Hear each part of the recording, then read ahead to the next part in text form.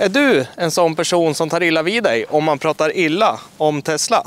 Då är inte det här en film för dig. För i den här filmen kommer vi prata om hur fantastiskt dålig den här bilen är på vintern. Hej och välkomna! Som ni hörde så kommer vi prata illa om den här bilen i den här filmen. Men vi kommer göra en film längre fram där vi pratar om hur fantastiskt bra den här är på vintern. Men i den här filmen ska vi gå igenom några, det finns fler än det jag kommer ta upp, men några av de extremt dåliga egenskaperna den här har som vinterbil.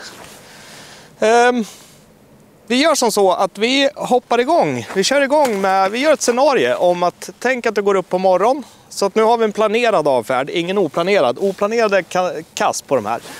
Men vi tar den planerade avfärden, att du har gått in i appen som man har och förvärmt bilen och liknande och ska gå ut och åka till jobbet en mörk vintermorgon som exempel.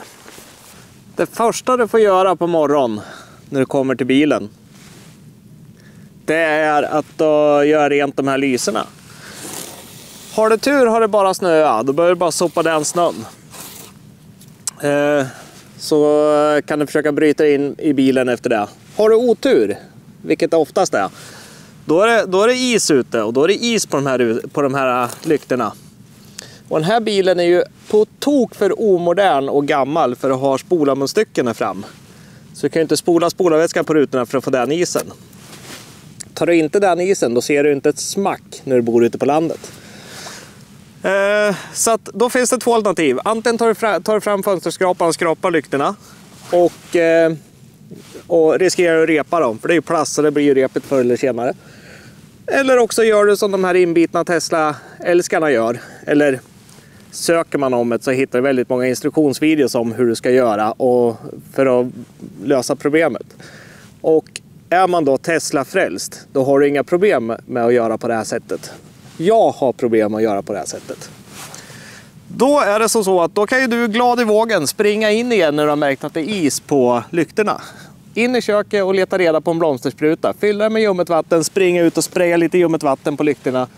Och kasta med flaskan i bilen eller gå in och ställa den igen innan du ger dig på nästa problem som är att bryta in i bilen. Så är problemet löst. Nu har vi kommit till problemet med att bryta sig in i bilen. Tyvärr så är ju bilen varmkörd nu, plus att den mesta isen har smält. Men kommer du ut till bilen och bara har kört den på avfrostningsprogrammet som du har i appen. Det programmet funkar otroligt bra om vi kommer till komforten i kupén. Den blir varm jättefort. Så inget illa om den. Men i regel när du kommer ut, då har ju först rutan frysit fast på listen runt om här. Som är ett problem du stöter på strax efter det första problemet. Första problemet är att få ut de här handtagarna. För den här bilen är ju utformad på så vis att du ska ha minimalt med luftmotstånd. Vilket är fantastiskt bra när det kommer till förbrukning. Och den här bilen är ju otroligt bra när det kommer till förbrukning, sommar som vinter. Men den blir väldigt opraktisk på vintern. För då ska man trycka här i bakkant för att få ut handtaget. Men som ni redan har förstått så är det ju knölfullt med snö och is här. Så handtaget sitter fast. Men då finns det ju som tur är flera stycken fantastiska instruktioner om hur du ska göra. Första du ska göra är att testa med tummen. Trycka med tummen och hoppas på att isen spricker. Så du kan få ut ditt lilla handtag.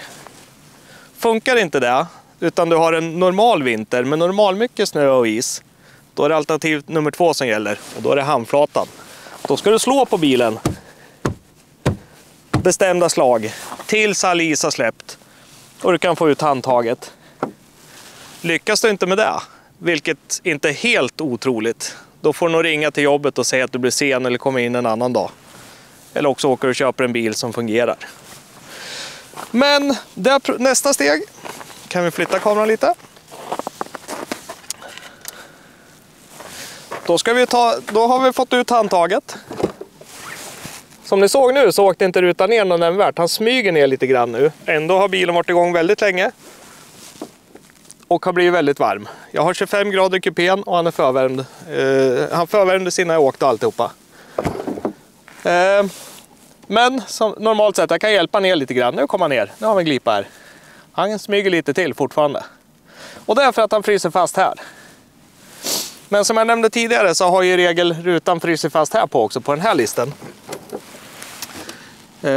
Och då finns det Så du får ju använda våld för att få upp dörren till att börja med. Men sen då finns det ju så här, beroende på vem man pratar med. Pratar du med en som springer runt där med en Tesla-tröja eller Tesla-mössa eller keps eller liknande, då säger han, det är inget problem, det är bara att smörja med ett silikonstift så är problemet löst. Det funkar om du har silikonstiftet i bakfickan och använder det varje gång du går i ur bilen. Jag har testat flera gånger. Problemet löser sig inte helt, men gör du det och smörjer väldigt ofta, ja, då funkar den ungefär lika bra som min gamla jänkare som har samma konstruktion på dörr och saknar ram runt rutan. Och den är från tidigt 60-tal och jag smörjer aldrig den med något stift överhuvudtaget. Och den osmord är lika lättöppnad som den här välsmord. Så kan vi säga. Och då när vi väl har bryter loss den i alla fall, då och lyckas och ska försöka få ner den här rutan, för att du kan ju inte stänga dörren med den här rutan uppe. För stänger du med den här rutan uppe, då kommer han lägga sig utanpå den här kromlisten. Och då kommer han bryta sig bakåt. Och där säger en del att det är så man ska göra. Smälla igen dörren och då kommer den inte stängas utan kommer studsa ut igen. Och då har den här rutan gungas bak så pass mycket så isen här har släppt och rutan åker ner. Och då kan du stänga på försök nummer 2. Och det är inget som jag rekommenderar, för det är bara tidsfråga innan du får byta framruta då, eller sidoruta. En annan instruktion som finns då, om du är lite räddare om bilen, då är det att använda handflatan och slå på rutan så här fram tills isen släpper och du får ner den. Sen kan du stänga den.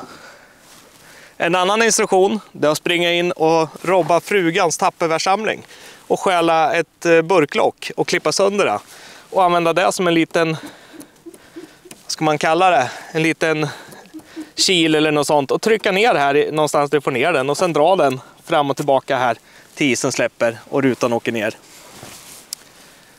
Ska vi acceptera det på en bil som är så här ny och så här dyr? Det spelar ingen roll. Det här är saker som har fungerat på bilar redan på 40, 50, 60-talet och fram till idag, till den här bilen kom. Jag har inte varit med om någon bil som har funkat så här uselt just på de här grejerna någonsin tidigare. Vi har utvecklingen måste ha kommit mycket längre än så, tycker jag. Jag vet inte hur det är på nästa modell av den senaste som släpptes nu i år. Nu 2023 kommer den nya modell 3. Jag vet inte om det är likadant på den. Det får ni gärna kommentera, ni som åker där. Eller ja, ni tittar nog inte på det här för nu har jag pratat så illa om bilen. Så att vi får se. Men det vore kul att veta. Men när du har lyckats få igen dörren efter mycket om och men, bryter in i bilen och lyckas stänga den, så ska du ju inte tro att du bara kan åka igen. För sist när du åkte med bilen, om det då var snö ute, då är du tvungen att hoppa ut och göra rent hjulhusen. Som ni ser på den här är det inte mycket snö alls.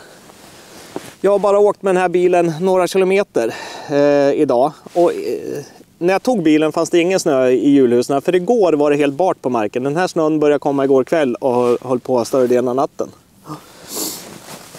Men då i alla fall så måste du hoppa ut och sparka den snön som är i hjulhusen. Normalt sett är det helt uppbyggt så att snön nuddar nästan hjulen. Och om du väljer att inte göra det utan är lite bekväm och tänker att du bara kan åka, då är det bara en tidsfråga innan du får åka och köpa nya stänklappar till bilen. För de släpper med iskockorna sen. Hur jag vet det är för att jag har testat det. Jag har bytt stänklappar ett par gånger på den här. Men de flesta, de åker ändå runt med eftermarknadsstänklappar på de här. Sen om det är på grund av att de har kört ut och sparkat den snön i hjulhusen eller om det är för att de är rädda om bilen, det är en annan sak. Jag tror att det är det sistnämnda. För originalstänklapparna är urkast när det kommer till att skydda bilen. Så att ofta köper man eftermarknadsstänklappar för att få ett bättre skydd. Men när du väl har sparkat den all snö som är här i alla fall, då kanske det ligger lite snö på din parkering. Och då är ju du sugen på att få bort den. Då kanske du går till bagaget och hämtar snöskyffel.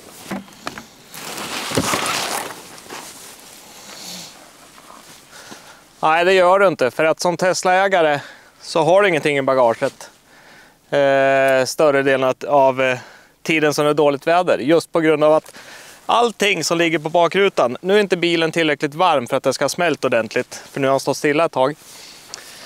Men som ni ser här så allting som är på bakrutan, det åker pulkabacke rakt ner i bagaget. Allt du har på bagageluckan åker ner på rutan. Och i sin tur ner i bagaget. Så bagaget blir fyllt. Total kass. Men då finns det ju en fantastisk lösning på det här. Där man kan köpa en annan gummilist som man sätter här. Som ska lösa problemet. Den sitter även på modellen efter den här, så sitter den sån list. Men det stora problemet är att det löser inte problemet. Det minskar mängden snö som åker ner i bagaget när du öppnar den. Och då kan du tänka er, om det är så med snön, så kan du tänka er hur det är när det regnar. Spöregnar ute, då är det vattenfall rakt ner i bagaget. Precis allting blir blött som du har där. Har du, till exempel, jag var på Ica och handlade för inte så länge sedan. Och då får man ju så här fina pappkassar när man förbeställer. Så lastar jag in det här i bagaget, sen kommer jag hem, öppnar bagaget och det regnar. Det duggar bara lite grann. Det här lilla regnet som kom räckte för att förstöra botten på samtliga påsar. Så att det var ju bara att plocka lösa grejer i bagaget och gå in och hämta de här betrodda plastpåsarna man hade i städskåpet. Och fylla dem och bära in grejerna.